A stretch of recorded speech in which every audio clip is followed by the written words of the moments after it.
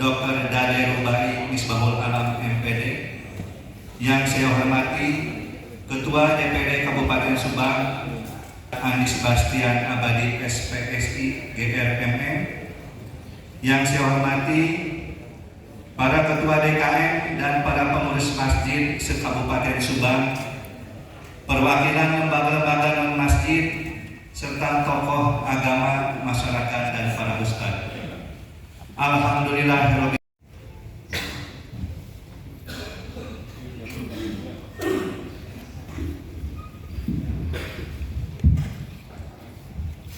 Assalamualaikum warahmatullahi wabarakatuh.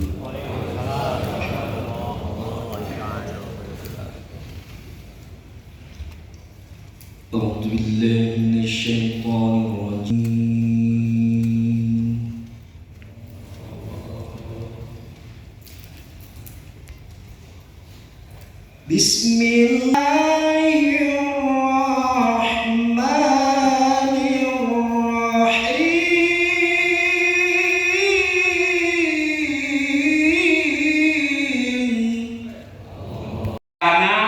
Bank BSI, dan yang luar biasa saya ucapkan terima kasih kepada Bapak Haji Dr. Sugiono, Bapak Komes yang luar biasa pada hari ini juga memberikan kontribusi. Pak Komes, terima kasih. Tepuk tangan untuk Pak Komes Dr. Haji Sugiono yang per DKM paket. Mohon maaf, saking semangatnya saya Pak Wakil Bupati kurang tidur mempersiapkan bersama tim aksi peduli ya, Ustadz Aris, Ustadz Opik yang tidak berhenti untuk menyelesaikan registrasi ini. Jadi saya belum sempat istirahat. Mudah-mudahan Ketua DMI Dr. Dade, termasuk kepada Bapak Wagub dan Bapak Bupati, karena Bapak Dr. Dade September mudah-mudahan diberkahi oleh Allah akan mengikuti pemilihan Ketua Basnas Kabupaten Subang. Mohon dukungannya, mohon doanya. Mudah-mudahan Bapak Dr. Dade secara akademis sudah, karena dia adalah dosen pasca sarjana di Unisma. Itu saja yang bisa saya sampaikan. Kurang lebihnya mohon maaf yang sebesar-besarnya. Wabillahi taufiq wa hidayah. Wassalamualaikum warahmatullahi wabarakatuh. Dari Ketua Yayasan Asyifa Al-Khoriyah Kiai Haji Lalu Puja KMA, kami persilakan.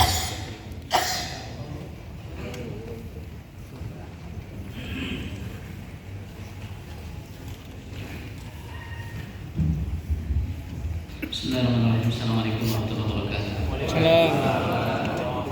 Alhamdulillah, salatu wassalamu ala Rasulillah wa ala alihi wa sahbihi wa mawala. Kita sama-sama hormati Bapak Wakil Bupati Kabupaten Subang, mudah-mudahan banyak umur, sehat walafiat, dan kita sama-sama hormati Ketua DMI yang kita banggakan, Dr. Dade Rubai. Mantap, antum kesal satu. Dr. Dade Rubai Misbahul, panjang banget tuh. Dan yang kita sama-sama hormati Bapak Ketua DPD Juleha, Bapak Andi. Di sampingnya ada Bapak Kesra Haji Ami. Di sampingnya beliau itu saya belum kenal, tanpa merasa hormat.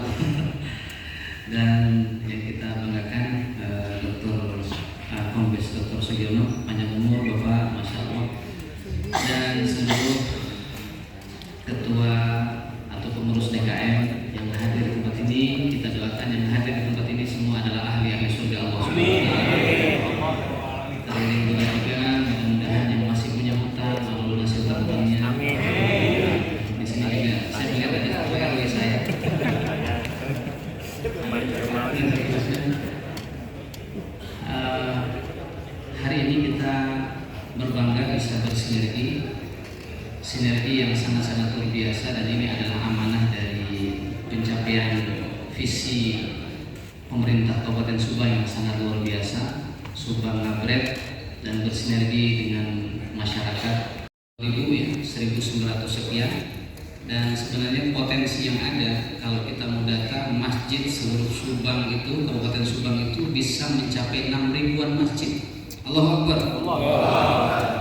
6 ribuan masjid. Dan saya kira kalau semua pengurus DKM yang 6.000 itu hadir hari ini di Pemda di aula ini tidak akan cukup. Ke Masjid Agung pun tidak akan cukup. Dan ini salah satu bentuk bukti bahwa potensi keumatan dengan menyebarnya masjid-masjid yang ada di seluruh Kabupaten Subang ini sangat-sangat begitu besar. Ada potensi pemberdayaan ekonomi masyarakat dan agak menyeramkan gitu ya. Juleha mampu memperlihatkan bagaimana syariat ini rahmatan lil alamin, termasuk kepada hewan binatang ternak dan hewan kurban. Bahkan nanti mungkin akan disampaikan luar biasa, penyembelih itu sebelum menyembelih harus wudhu dulu, kalau bisa harum-harum dulu ya, dengan pakaian yang sangat luar biasa, bersih, rapi, dan mudah-mudahan nanti bisa kita aplikasikan dan menjadi rahmat buat semua, sehingga hewan yang disembelih juga merasa tenang, yang dibagikan juga merasa tenang, karena insya Allah ini dijamin halal dan kualitas yang sangat-sangat luar biasa. Nah, ini nanti akan kita dapatkan pelatihannya dan insya Allah sangat bermanfaat.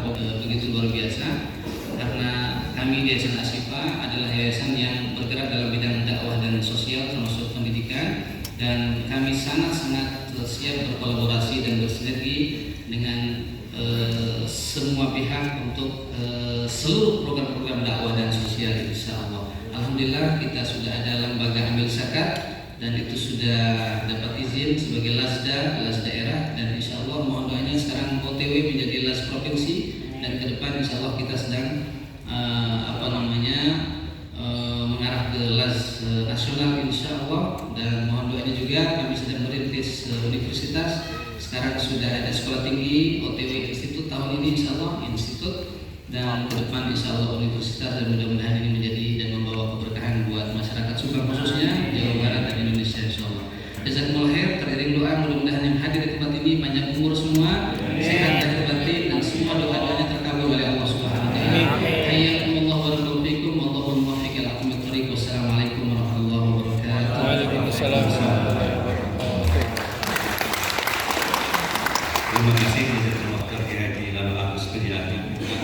Menyimak dari Ketua Panitia barusan dari Ketua Ashifa Korea, lebih hampir 100.000 hewan yang kalau kita bina, yang kalau kita kelola itu jadi potensi buat kita. Mungkin jadi PR ya, PR dari lembaga-lembaga yang ada di Subang bisa mengoptimalkan, bisa memandirikan, bahwa mudah-mudahan di tahun-tahun yang akan datang hewan sambutan dari Wakil Bupati Kabupaten Subang sekaligus meresmikan acara pagi ini kepada Bapak Haji Agus Maskur Rosadi SSI MM, kami persilakan.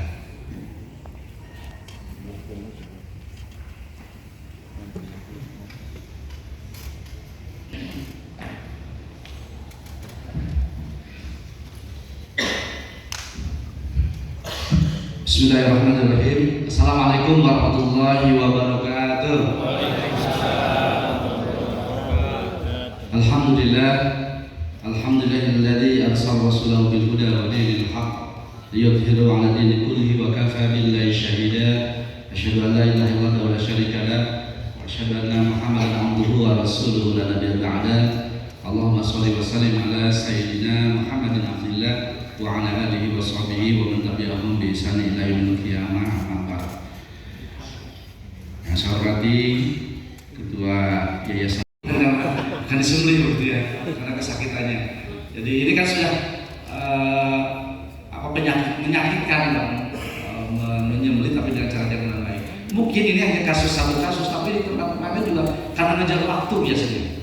Ngejar waktu ingin cepat, di sini dapat order menyembelih 3 ekor sapi, tempat lainnya hewan yang belum mati pun akhirnya sudah dikuliti. Ini mudah-mudahan dari proses pelatihan seperti ini lahir dulu sumber-sumber yang jujur, ikhlas, dan nanti bukan hanya pada saat rutin di bulan Dzulhijjah saja atau setiap bulan haji ini Idul Kurban, tapi juga teman-teman bisa juga ikut membantu penyembelihan di rumah potong hewan. Ya mungkin rumah potong hewan mereka bisa saja secara kesehatan bisa dipahami, tapi mungkin secara syariat butuh juga pemahaman fikih tentang bagaimana menyembelih dengan benar dan halal. Nah, kolaborasi ini tentu perlu dibutuhkan pemerintah daerah atas kegiatan yang dilaksanakan oleh DMI beserta seluruh pihak, para donatur juga saya sangat terima kasih. Mudah-mudahan kegiatan ini tidak pernah berhenti terus, karena kita butuh juru sembelih yang memang sesuai dengan syariat Allah SWT. Selain makanannya, caranya juga benar, nanti juga kita dapat pahala dari situ. Juga daging yang dimakan oleh para pekurban pun atau oleh daging yang mereka mendapatkan jatah kurban itu juga, maaf jika ada kata-kata yang tidak berkenan, ada yang salah, tentu datangnya dari saya pribadi, yang benar insya Allah datangnya dari Allah SWT. Dengan mengucapkan semangat bersama-sama, Bismillahirrahmanirrahim. Pelatihan juru sembelih halal pada hari ini tanggal 29 Mei 2025 saya nyatakan resmi dibuka. Aku berhada wa astagfirullahaladzim. Nasrul minallah wa fathul qarib. Aku berhada wa astagfirullahaladzim. Allahumma muafiq ila kami tarik. Assalamualaikum warahmatullahi wabarakatuh. Terima kasih jazakumullah khair Ibu Kasih. Selanjutnya foto bersama Bapak Ibu hadirin jazakumullah khair. Selanjutnya Pak Wakil Bupati akan menghadiri kegiatan lain di tempat yang lain juga. Sekali lagi atas nama panitia mengucapkan terima kasih jazakumullah khair kepada Bapak Wakil Bupati Kabupaten Subang memberikan sambutan sekaligus membuka kegiatan pagi ini. Mudah-mudahan katakanlah Pak Wabub, Subang Ngapret, Jalan Lecir bisa diwujudkan dengan segera. Terima kasih sekali lagi kami ucapkan atas kesediaannya Bapak Ibu Bupati.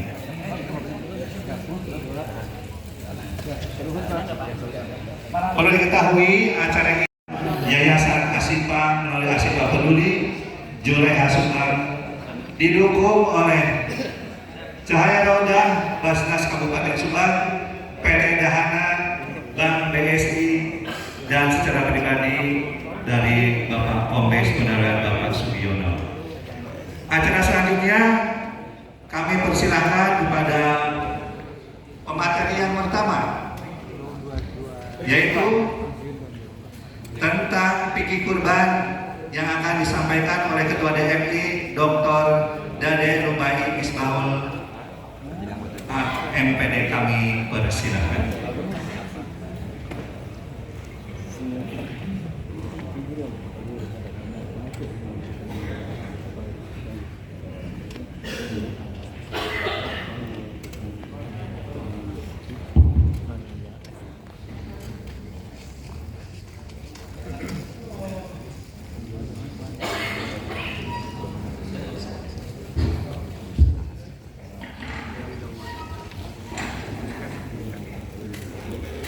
Bismillahirrahmanirrahim. Assalamualaikum warahmatullahi wabarakatuh.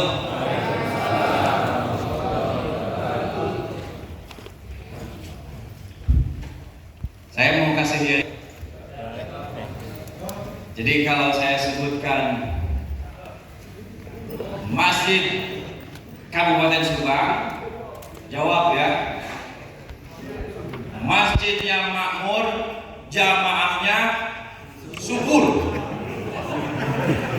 Ya, siap ya. Jamaah kabur. Bahaya. Lamun eta mah pasti kasihnya can subur. Ya. Jadi kalau saya sebutin Masjid DMI lah gitu ya, jangan Kabupaten Subang. Masjid DMI, jamaahnya, masjidnya makmur, jamaahnya subur. Siap ya? Siap. Masjid DMI, masjid jamaahnya makmur, jamaahnya subur. Panitia ini tanda peserta belum subur. Kasih oleng.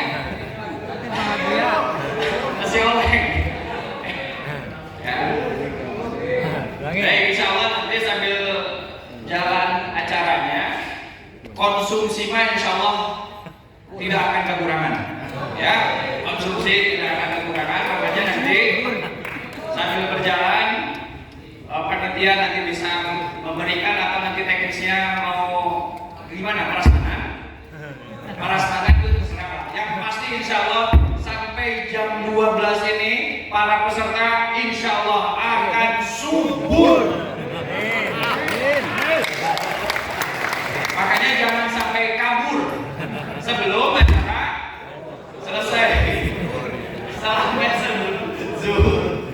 Baik. Bismillah. Wassalatu wassalamu ala Rasulillah wa ala alihi wa sahbihi wa mawala la haula wa la quwwata illa billah. Bapak-bapak, sahabat-sahabat semua, para pengurus Masjid se-Kabupaten Subang, terima kasih sudah hadir memenuhi undangan kami. Alhamdulillah, di luar dugaan, peserta yang sebetulnya kami targetkan itu maksimal 200 orang. Hari ini kami mendapatkan informasi sudah lebih dari 300 orang yang hadir. Ini menunjukkan antusiasme bahwa potensi masjid di Kabupaten Subang memang harus terus kita berdayakan, sehingga nilai-nilai kemanfaatan dan nilai-nilai keumatannya betul-betul bisa terasa.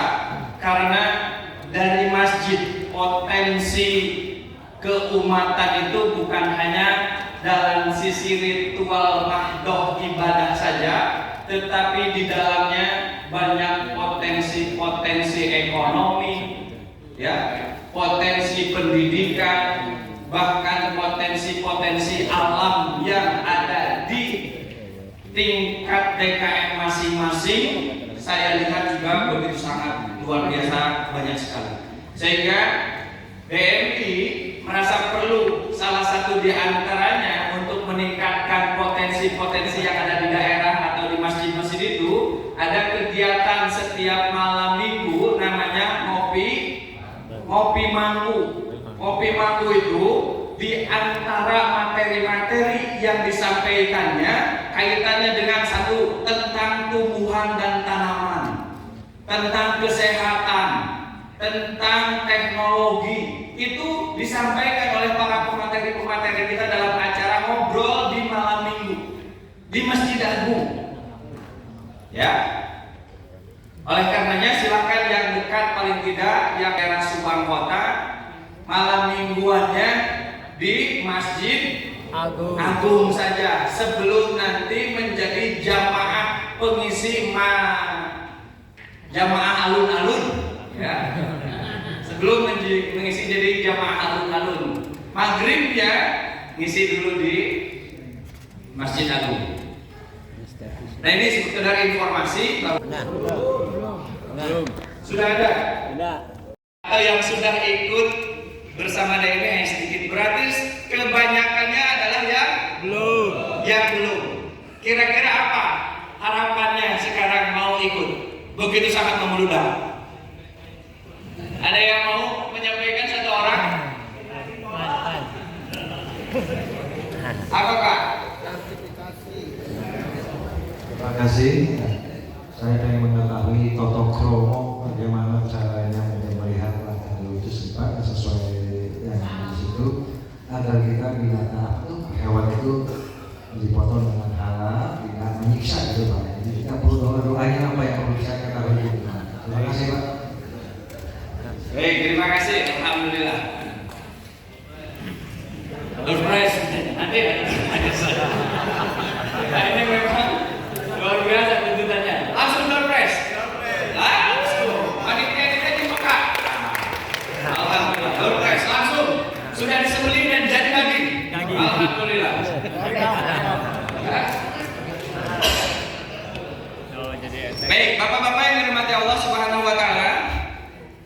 kita ingin sampaikan bahwa kurban atau menyembelih hewan kurban itu ibadah. Sepakat ya? Sepakat ya bahwa menyembelih hewan kurban itu ibadah. Sepakat? Sepakat. Karena ini ibadah, maka syarat ibadah itu paling tidak ada 2. Syarat ibadah itu paling tidak ada 2. Ada 2. 1, ikhlas, ya kan? Kaitannya dengan niat dan lain sebagainya, iman dan lain sebagainya. Yang keduanya adalah ittiba. Apa itu ittiba? Sesuai, mengikuti tata aturan, berdasarkan aturannya yang mempunyai sunnah. Siapa? Nabi Muhammad Sallallahu Alaihi Wasallam. Nah, kurban ini adalah ibadah, dan tentu harapannya ibadah kita ingin diterima oleh Allah.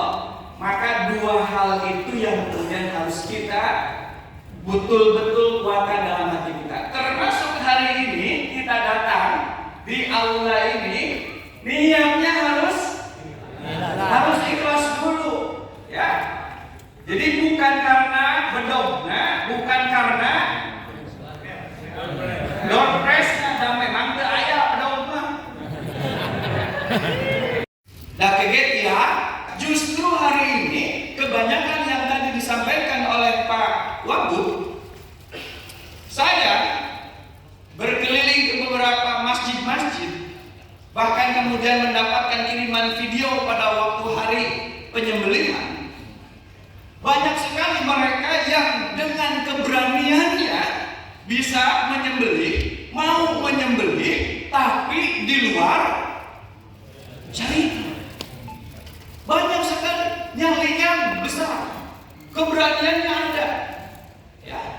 Tapi pada akhirnya kurban bukan lagi sesuatu yang diharapkan dalam sisi syariat. Justru yang terlihat angker, ngeri, sieun, jeung pikarunyaeun kanu hewan. Itu banyak sekali. Nah, kenapa hal itu terjadi? Karena ilmunya yang belum sampai, baru wani nahungkul. Nah, hari ini kita mudah-mudahan berani dan juga nanti diiringi dengan ilmu. Apakah di sini semuanya para pelaku jagal, pelaku sembelih semua? Jagal. Jagal itu istilah lah ya. Memang identiknya ai jagal mah rada serem. Tapi kalau sudah nyebutnya Juleha rada gelis. Makanya pas begitu ada pelatihan Juleha, ada yang nanya, Julehanya di mana? Hadir, alhamdulillah, kasep. Ustaz Sebastian Andi. Ya. Jadi penting, kenapa? Mesti harus diawali dengan fikihnya. Saya tidak akan kepada hal-hal yang sifatnya teoritik ya, tapi saya ingin menyampaikan hal-hal yang menjadi banyak problematika di tengah-tengah masyarakat ya.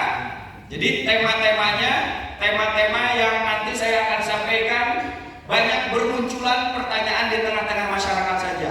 Hewan yang digunakan untuk kurban sudah jelas ya, seekor kambing satu keluarga. Nah, ada pertanyaan-pertanyaan yang ini juga harus dijawab oleh kita sebagai ustadz atau asatidz di mana di lingkungan kita masing-masing. Apakah satu ekor kambing untuk satu keluarga? Karena ada kasus Pak datang kepada kami, punten, ada suami istri rada baut karena apa? Karena setiap tahun yang kurbannya itu atas nama suaminya terus. Ya, terus datang kepada kami. Berdua datang sebetulnya minta legitimasi, minta giliran nama untuk disebutkan. Ya, kenapa? Karena dia meyakini bahwa yang menjadi sohibul kurbannya itu ya masing-masing harus disebutkan. Ya, maka pertanyaan ini kemudian kami sampaikan di sini, ya, dan masalah itu kemudian kami sampaikan di sini, dan jawabannya adalah seekor kambing untuk satu keluarga itu boleh. Tapi lebih baiknya lagi kalau misalnya dalam satu keluarga itu semuanya mempunyai kemampuan untuk berkurban mulai dari suami, istri, dan anak-anaknya, tentu itu pastilah lebih baik lagi. Ya. Ketentuan unta, sapi, ya, nah ini ya. Kita ya, di luar itu ya nggak bisa, walaupun bapak punya kandang ayam gitu ya, 1000 ayam disembelih untuk kurban ya nggak bisa, kecuali ayamnya dijual jadikan sapi ya kan, biasa ya kan. Arisan atau berhutang kurban, nah ini ya, kita ingin menyampaikan kepada hal ini, boleh nggak arisan kurban ya atau berhutang kurban?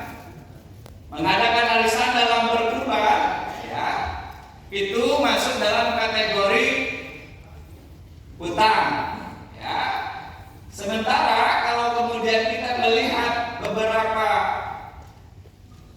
fatwa dari para ulama-ulama ya, misalnya Ibnu Katsir menyebutkan ya, bahwa untuk arisan atau berhutang kurban itu diperbolehkan, ya, diperbolehkan selama berhutangnya itu mempunyai kejelasan waktu yang bisa kita pastikan akan dibayar.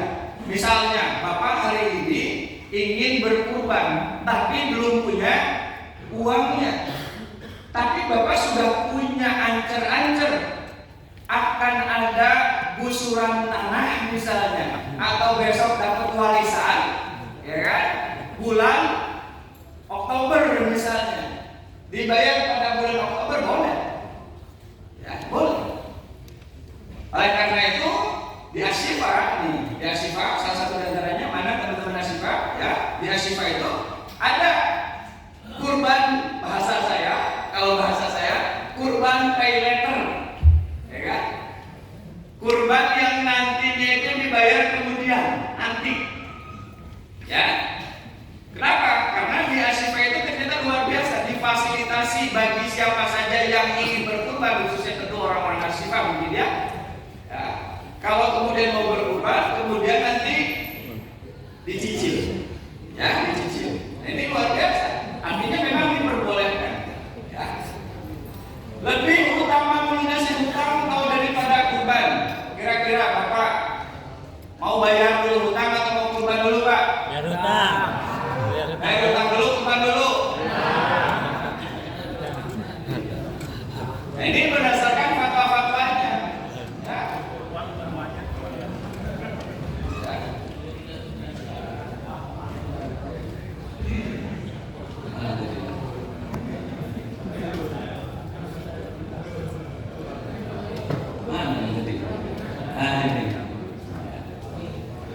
Hutang dulu, kurban dulu. Nah ini tergantung. Ya. Jika orang punya hutang maka selayaknya kalau mendahulukan pelunasan hutang daripada kurban. Kan? Pilihannya adalah tergantung bagaimana cara kita mengkomunikasikan terhadap si orang yang memberikan hutang kepada kita. Ya. Sebetulnya bisa kita mendahulukan kurban jika orang yang memberikan hutang kepada kita sudah memberikan izin. Ya. Nah, jangan juga nanti sampai kemudian kita punya hutang, terus kemudian tanpa ada komunikasi dengan orang yang mempunyai hutang, tiba-tiba kemudian menagih, terus kemudian dia tahu bahwa kita kurban, akhirnya jadi fitnah. Fitnahnya hari kurban kurban, bisa bayar utang, akhirnya fitnah kemana-mana, ya kan? Oleh karenanya mana yang harus kita utamakan? Kalau si yang memberikan hutang itu sudah memberikan izin untuk kita melaksanakan kurban, berarti orang yang memberikan izin untuk kita berkurban, dia sudah mendapatkan 2 pahala. Ya, tetapi kalau kemudian tidak mengizinkannya, maka hutang memang harus lebih diutamakan. Kurban kerbau. Nah, di Jawa Barat ini masih ada atau kambing dengan sayuran yang buruk. Nah, maka kalau kemudian diambil satu gambaran kepada kita bahwa kurban itu mengorbankan yang kita cintai, untuk apa? Untuk kita nanti mendapatkan yang lebih baik dari Allah Subhanahu wa taala, yang lebih bagus dari yang kita cintai itu. Makanya lihat di dalam Al-Quran surat Ali Imran ayat 92, Allah mengatakan, "Lan tanalul birra hatta tunfiqu mimma tuhibbun." Kalian tidak akan mendapatkan kebaikan sebelum kamu menginfakkan, mengeluarkan sesuatu yang kamu cintai untuk Allah. Maka kurban memang menjadi syarat utamanya adalah, kalau hewan kurbannya hewan kurban terbaiknya. Maka hal-hal yang menjadi cacat pada hewan itu harus dihindari. Cacat hewan itu apa? Banyak sekali cacat hewan itu, ya. Cacat hewan itu nanti akan mengakibatkan kepada hukum. Ada hukum makruh, bahkan nanti pada akhirnya cacat hewan kurban itu mengakibatkan hukum haram. Ya, yang seperti apa? Nah, cacat yang menyebabkan makruh pada hewan kurban. Sebagian atau keseluruhan telinganya terpotong, rawing, ya, tanduknya pecah atau patah. Cacat yang tidak berpengaruh pada hewan kurban boleh dijadikan untuk kurban, namun kurang sempurna. Ya, cacat yang tidak berpengaruh pada hewan kurban, contohnya apa kira-kira? Pincang, ya, pincangnya misalnya pincang tikudran gitu, ya, tidak berpengaruh kepada badannya, kepada dagingnya. Ya. Tapi kalau kemudian tidak ada lagi, nggak ada pilihan lagi, ya boleh. Ya, selama memang tidak mempengaruhi kepada unsur daging dan kesehatannya. Ya. Selain 6 jenis cacat atau yang lebih porsi bersih, lamun telik lihat, ditutup itu. Nah, jadi baik Pak Ustaz Taufik, ini Ustaz Taufik dari Aksi Peduli akan memberikan door prize pertama bagi siapa? Bagi yang tadi datang pertama 3 orang. Dari daftar hadir itu dari 500. 500. Sebutkan namanya. Ayo langsung tadi yang Masya Allah. Dari Gope datangnya pertama nih. Ini ada pisau sembelih ya. Harganya murah tapi ini layak minimal untuk domba ya, bisa. Saya sudah beberapa kali eksekusi pakai ini. Alhamdulillah lancar, 1 kali. Ini yang 500, 3, 2 aja. Ini yang pertama. Nah, ini Pak. Saya yang 500 yang tadi 3 pertama. Ini bertiga Bapak. Bapak yang pertama bukan. Enggak datangnya. Datangnya yang pertama bersama datang. Punten ya. Punten yang datang pertama 3 orang. Punten ya.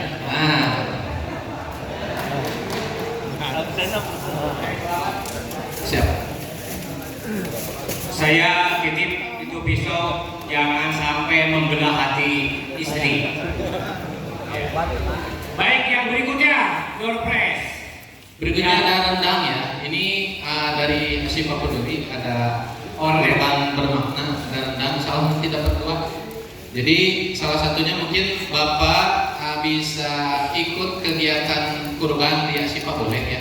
Tapi satu lagi yang bisa diambil programnya adalah membeli hewan dari Asyifa Peduli. Nanti mungkin itunya ada ya, brosurnya. Silakan pertanyaannya. Baik. Hadiahnya apa? Psikologi. Pisau dulu ya. Bismillahirrahmanirrahim. Ngacung ya. Ngacung Paul. Baik, ya, pertanyaan apa? Tolong sebutkan dalam Al-Quran yang berhubungan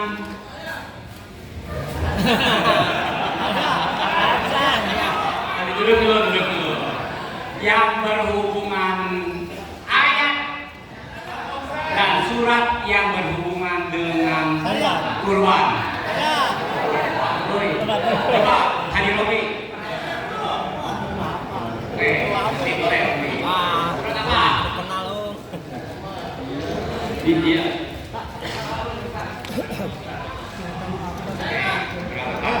Laknatullah Israel.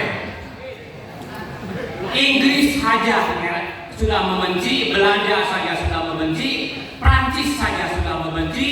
Pihakku Indonesia yang umat Islamnya mayoritas meneng bae. Takbir. Free Palestine. Free Palestine. Allahu Akbar. Assalamualaikum warahmatullahi wabarakatuh. Waalaikumsalam warahmatullahi wabarakatuh. Para hadirin semua, demikian break beberapa menit waktu bayar tidak jenuh. Acara selanjutnya dilanjutkan dengan materi yang kedua, yaitu tentang kesehatan hewan yang akan disampaikan oleh dokter hewan Ferdi Fatur Rahman. Kami persilakan. Selamat menyimak. Ya, Bapak semua, tapi mudah-mudahan tidak ngantuk. Nah, jadi nanti kita melihat bagaimana sih hewan yang sehat itu, terus hewan yang kurang sehat itu yang layak untuk disembelih ya, kurang lebih seperti itu. Sebelumnya perkenalkan dulu, nama saya Ferdi Fatur Rahman. Sekarang jadi dosen di Politeknik Negeri Subang. Ayo kos, amang acan ke Politeknik Negeri Subang. Ayo, ya. Ayeuna di Cibogo, kampus hiji, kampus 2 jurusan kesehatan di belakang RSUD CRN. Nah, mudah-mudahan kalau ada keluarga, ada anak dan sebagainya bisa bersekolah di Politeknik Negeri Subang. Nah, saya di DMI dipercaya oleh ketua untuk wakil ketua di bidang seperti ini, seperti tadi disampaikan berkaitan dengan pertanian, peternakan, perikanan dan sebagainya. Jadi insya Allah DMI kedepannya tidak hanya urus masalah fikih saja gitu ya, tapi nanti kedepannya DMI itu akan ngurus ekonomi umat, akan ngurus ekonomi pertanian, akan ngurus peternakan. Allahu Akbar. Nah, mudah-mudahan kita semakin berkah. Nah, bapak-bapak yang ada hadir di sini, sebenarnya masalah kesehatan ternak ini, khususnya kesehatan di hewan kurban itu tanggung jawab pemerintah secara utuh. Jadi di pemerintah itu sudah menjamin bahwa hewan-hewan ternak itu yang beredar untuk masyarakat untuk disembelih itu harus sehat semua. Tapi permasalahannya petugas kedokteran hewan atau dokter hewan atau para medik yang ada di lapangannya terbatas, bapak-bapak. Di Subang aja yang ada di dinas peternakan itu tidak lebih dari 10, mungkin hanya 8 atau 9 orang. Nah, saya kebetulan bukan di dinas peternakan karena di Politeknik, di perguruan tinggi ikut membantu juga. Jadi kalau di sini ada melihat yang pakai jas lab datang ke kandang-kandang gitu ya, datang ke pasar-pasar hewan, yang penampungan hewan, itu tuh adalah tanggung jawab kita sebagai profesi dokter hewan atau para medik untuk menjaga, untuk hati nanti supaya tenang bahwa hewan kurban teh siap untuk disembelih. Tadi Ustaz Ade menyampaikan bahwa tidak semua hewan kurban itu bisa disembelih. Kalau cacat bagaimana gitu ya, kalau ada penyakitnya bagaimana. Nah, di sini menjelaskan sedikit terkait dengan apa saja sih penyakit yang berpengaruh atau yang sangat vital, yang sangat iruna, di lubang iruna itu keluar darah patokannya mah eta we. Kalau itu keluar darah, itu tuh langsung saja Bapak tuh jangan langsung memegang si ternak tersebut, si hewan tersebut. Langsung saja kontak minimal ke kepala desa. Nanti kepala desa akan berkoordinasi ke dinas peternakan. Nanti dinas peternakan yang akan terjun langsung ke tempatnya. Jadi sekali lagi saya ingatkan, kalau ada ternak baik itu domba atau sapi atau kerbau atau kambing keluar darah di teh, keluar darahnya tiba-tiba gitu ya, bukan karena dipukul gitu ya. Misalnya ada domba datang dipukulnya keluar gitu. Tapi mah tiba-tiba tanpa sababna naon tiba-tiba keluar darah gitu. Eta langsung tong dikubapatnya tong dipegang bisa nular. Lamun nular dia di kulit manusia tuh cenang hidung panas, daya tahan tubuhnya lemah bisa mengakibatkan kematian. Jadi hati-hatinya. Nah, pertama adalah antrak. Cirina nyata keluar getih tina hidung. Nah, kalau udah keluar getih tina hidung, terus ke wae ka didinya, Bapak laporan wae ka RT, kades meneruskan ke dinas. Nanti dinas datang untuk menanggulangi kumaha ieu carana. Eta pertama. Tanya yang kedua, yuk kamari sempat berbak tahun kamari. Naminate penyakit PMK, penyakit mulut dan kuku. Nah, ini penyakit mulut dan kuku mah tidak atau tidak menular ke manusia, tapi ini mengakibatkan kematian di ternak. Nah, jadi untuk pesan ternak dan sebagainya dilihat. Mun cai liur teh nanti udah liurnya liur dari ternaknya berlebih, yang tadinya mah hanya sedikit gitu ya, tiba-tiba banyak gitu, sangat berlebih sampai seperti kita minum terus keluar airnya. Nah, itu tanda yang paling jelas kelihatan. Kalau dia salipanya air liurnya semakin banyak, berarti itu salah satu penyakit dari PMK. Dan itu tuh tidak menular ke manusia, tapi bisa mengakibatkan kematian di ternak yang sangat tinggi. Jadi sangat dikhawatirkan. Kalau sekarang udah pesan misalnya tiba-tiba seperti itu, pun BDP mah bakal kedua gitu ya. Nah, jadi perhatian. Tapi insya Allah dari pemerintah juga kita sudah melakukan vaksinasi dan insya Allah itu sudah menjadi kewajiban kita untuk mengamankan hal tersebut. Nah, yang keduanya itu tuh di sela-sela kaki, kan kaki tubuh hewan ternak kurban duanya. Nah, di sela-selanya tuh ada lepuh. Nah, lepuh. Nah, upami terus ada lepuh itu pertanda terkena oleh penyakit PMK. Nah, itu yang kedua ya Pak. Jadi PMK sekali lagi ini tidak menular tapi mengakibatkan kematian di hewannya. Jadi jangan takut kalau hanya keluar salipanya banyak, yaitu memang jangan takut. Nah, kecuali tadi keluar darah dari hidung dan sebagainya, itu yang harus ditakuti dan jangan dipikir karena itu menular. Nah, yang ketiga penyakitnya teh yang paling sering ketemu itu di domba, penyakit ORF ya. Nah, ini seperti ini Pak. Nah, ini menular ke kita, tapi tidak mengakibatkan kematian. Nah, jadi kalau belum beli domba atau sudah beli gitu ya, dilihat. Ini bisa diobati sebenarnya kalau masih lama gitu ya. Dengan atau kalau tidak ada dikasih oli biasanya kalau peternak. Nah, tapi ini nular ke manusia, bisa nular dan gatal. Jika buduk lah, zaman lama santri lama buduk gitu. Nah, itu hati-hati ya.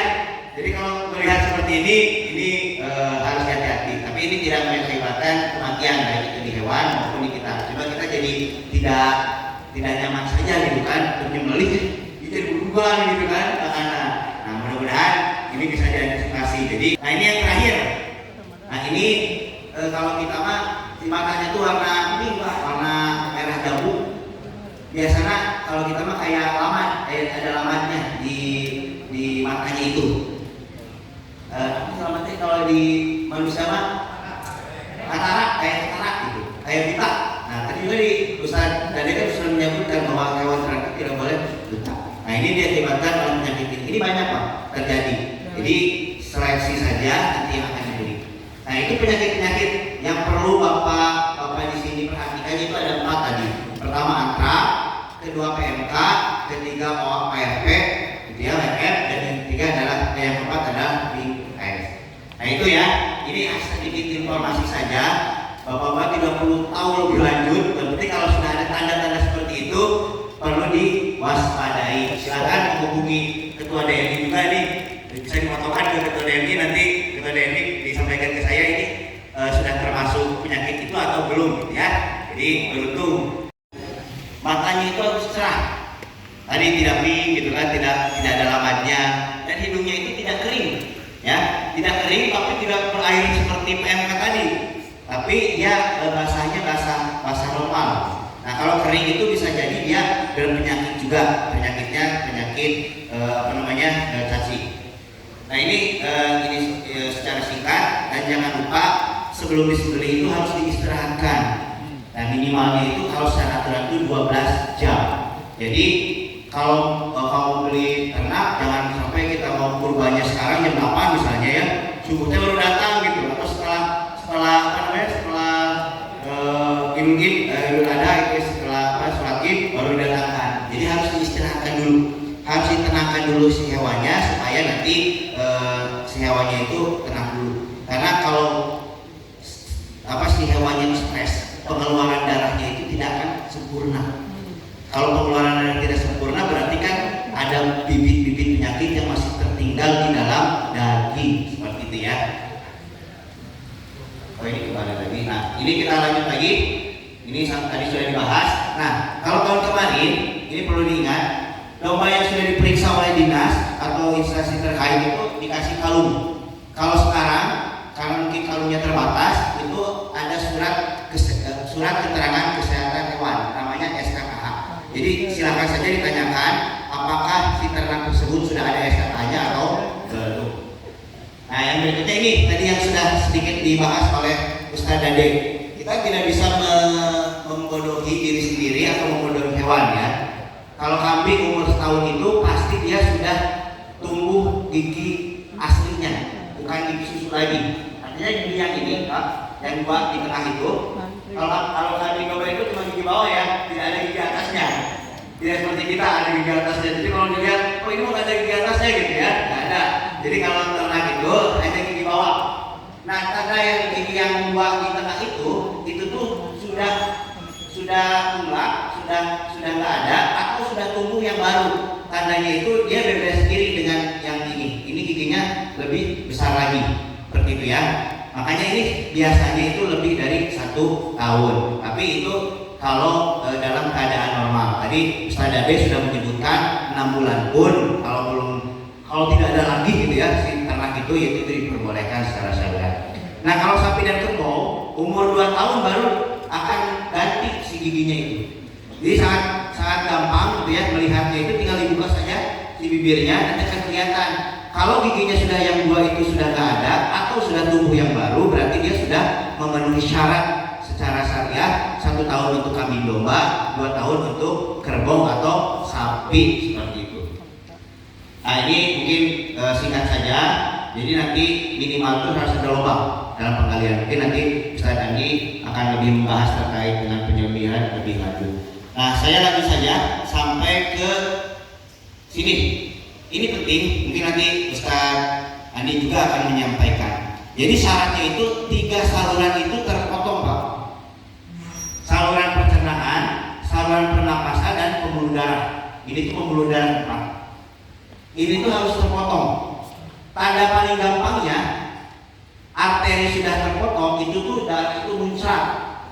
Nah kalau darah itu muncrat berarti si arteri ini tulang, ini paling belakang di tulang, ini teh panik, kerongkongannya paling sini. Nah ini tuh harus terpotong Pak. Jadi pembuluh darah itu bukan hanya 1, tapi ada 4. Ada pembuluh darah vena, pembuluh darah vena itu tidak muncrat si darahnya itu, hanya keluar netes saja. Tapi kalau muncrat itu tandanya si arteri ini yang 2 ini sudah terpotong. Nah tandanya itu tekanan darah itu tinggi kan, muncrat.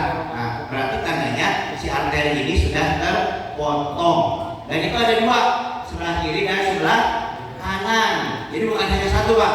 Jadi nanti tolong dipastikan. Nah nanti secara teknis dari Yudha akan menjelaskan seperti ini. Secara ilmunya akan seperti ini Pak.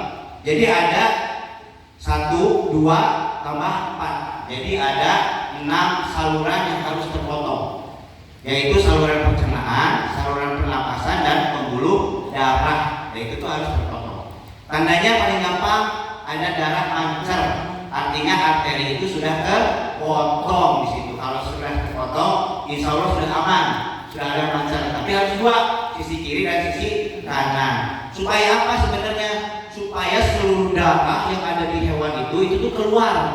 Supaya pengeluaran darah sempurna, tidak ada lagi darah yang tertinggal dalam daging seperti itu. Kalau di rumah potong itu makin sempurna karena semuanya diangkat kakinya ke atas, gitu ya. Jadi darah itu keluarnya itu sempurna. Singkat saja, nah ini tadi sempat dibahas oleh wakil bupati, ya. Setelah dipotong ternyata masih hidup kan, kejet-kejet gitu ya. Karena secara alamiah hewan itu setelah dipotong itu masih hidup, Pak. Makanya sebisa mungkin jangan langsung disisir, jangan langsung jangan langsung diolah gitu ya. Tapi dibiarkan dulu sampai dia mati benar-benar, dan itu tuh nanti digantung setelah mati benar supaya tidak menyiksa. Nah, ini jantung itu akan berhenti sampai dengan 28 detik. Nah, jantung itu akan benar-benar tidak berfungsi itu kurang lebih 5 menit. Jadi sebaiknya mah diamkan dulu lah 5 sampai 10 menit mah gitu ya, jangan langsung di ini. Karena untuk mencegah juga nanti darah itu tersimpan di dalam daging, suruh keluar aja dulu gitu ya, kurang lebih seperti itu. Ini syarat ilmiahnya. Nah, ini tempat penyembelihan mungkin nanti dibahas di julehannya. Ini singkat saja. Saya mau memastikan di sini. Jadi setelah dipotong itu tuh kurang lebih kita harus memastikan jeroan itu terpisah dulu dengan karkas. Karkas itu tulang dan daging. Pastikan dulu itu terpisah. Dan pengolahannya itu jangan disatukan, Pak. Karena daging itu sifatnya bersih, jeroan itu sifatnya kotor. Banyak sekali bakteri-bakteri kuman-kuman yang ada di situ. Ketika itu dicampurkan dengan daging, dagingnya itu akan kotor dan akan cepat busuk seperti itu. Nah, kita lihat dulu kepala dan lidah. Kepala dan lidah. Nah, kepala dan lidahnya itu sudah benar-benar tidak bergerak lagi atau sudah tidak ada pul-pul lagi dan sebagainya. Nah, yang kedua paru-paru. Nah, kita bahas satu-satu. Nah, ini jantung ya. Jantung. Nanti jantung sebisa mungkin ada satu orang yang masih muda lah. Itu tuh dipotong, Pak. Dipotong. Jantung kan ini ya, dipotong saja set gitu ya. Itu tuh lihat apakah darahnya itu ada yang menggumpal di dalam jantung atau tidak. Nah, berarti kalau menggumpal dan masih ada darah di dalam jantung yang menggumpal, jika malus gitu ya di sela-sela rantai, berarti itu pengeluaran darahnya itu tidak sempurna. Tadi jantungnya belum berhenti, dia sudah diolah lagi gitu ya. Harusnya suruh keluar dulu. Dan harusnya di dalam jantung itu tidak ada darah-darah seperti ini, ya. Nah, ini kedua ginjal. Ginjal. Kalau ginjal sapinya organik masih oke, ya harapannya. Tapi kalau ginjalnya sapinya kasih antibiotik gitu ya, apalagi ayamnya, ini kan sudah di ayam. Saran saya ginjal ayam itu jangan dimakan, Pak. Jadi di dalam paha atas itu, di bagian tengahnya itu suka ada yang seperti hati. Nah, itu adalah ginjal ayam. Semua penyakit, semua antibiotik, pokoknya semua kotor itu ngumpulnya di ginjal. Jadi kalau bapak-bapak yang sudah tua gitu ya, saran saya tidak memakan ginjal gitu ya, karena semuanya terkumpul di sana. Karena orang tua kalau diabetes kena ginjalnya ya. Nah, itu kedua, ini paru-paru ya. Paru-paru itu begitu pertama dibuka, warnanya itu putih susu. Pinknya itu pink muda. Nah, kayak ginilah. Tapi kalau udah lama, udah kena oksigen yang banyak, dia jadi merah. Kalau seketika yang lain sudah merah, terus di situ masih ada putih, yang lainnya udah merah warnanya. Kan tadinya pinknya agak memerah, agak tua gitu ya. Tapi masih ada yang putih. Berarti paru-parunya di situ ada kelainan. Dipotong saja yang bagian kelainan, pakai bungkus plastik terus dibuang. Sisanya yang bagusnya silahkan diambil. Nah, berikutnya lagi, ini paru-paru ya. Ini paru-paru ini seperti ini. Ini ada yang sudah merah gitu ya, sudah normal. Terus yang normalnya kan seperti ini. Ini ada yang masih putih. Hilangkan saja seperti itu. Ini masih paru-paru, ya. Nah ini, kalau di paru-paru ada yang seperti ini Pak, kayak nanahan, paru-paru ada nanah, sebaiknya dibuang saja semuanya Pak, karena di situ adalah sumbernya dari bakteri yang ada. Itu tuh bisa-bisa Bapak jadi makin sakit. Jadi paru-paru Pak, ini paru-paru ya. Ya, nah di dalamnya itu ada seperti nanah seperti ini Pak. Nah seperti ini. Nah itu tuh hindari, lebih baik buanglah gitu ya, daripada kemadorotannya makin besar gitu ya, seperti itu. Ini berikutnya adalah cacing hati. Jadi nanti dicacing di hati, disayat aja Pak, disayat, biarkan 5 menit. Nanti kalau ada cacingnya, dia akan keluar sedikit si cacingnya itu, ya. Cacingnya itu kayak daun seperti itu. Nah itu sebenarnya boleh saja dimakan, tapi saya khawatirnya tuh memasaknya itu tidak matang. Kalau dimasak oleh direbus dan sebagainya sehat, nggak apa-apa. Dan cacing juga jadinya jadi protein juga sebenarnya. Cuma masalahnya kita kan sukanya dibelem dan nggak mateng. Nah khawatirnya si cacingnya tidak mati, kemakan sama kita. Kalau ada cacing di hatinya itu, ada cacing dan sebagainya gitu ya. Kalau hanya untuk dibakar, sebaiknya tidak. Tapi kalau dimasaknya dengan pematangan yang benar-benar matang, direbus gitu ya, terus digoreng, itu tidak masalah. Karena kalau sudah mati cacingnya itu jadi protein juga buat kita sebenarnya gitu ya. Tapi kalau belum mati ini yang jadi masalah gitu kan. Kita jadi cacingan gitu ya. Patokannya kalau di hati, kalau dimasaknya dengan benar, perebusan yang matang dan sebagainya itu bisa. Tapi kalau misalnya hanya dibakar dan sebagainya yang tidak yakin matang, sebaiknya itu dihindari ya untuk hati.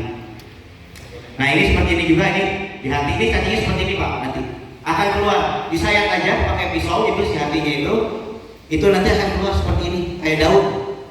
Nah itu kalau belum mati, ke kita bisa nular nanti di perut kita gitu kan. Tapi kalau udah direbus dan sebagainya, yakin matang, ini tidak masalah ya. Nah kecuali kalau seperti ini sudah sirosis deh, si hatinya itu sudah air pasiran kalau dipotong deh keras gitu air pasirnya. Nah itu sebaiknya yang pasir-pasirnya itu dibuang Pak, dipotongnya disayat gedenya di bagian ini buang. Kalau yang lainnya boleh dimakan dengan catatan memasaknya itu dengan matang seperti itu. Nah ini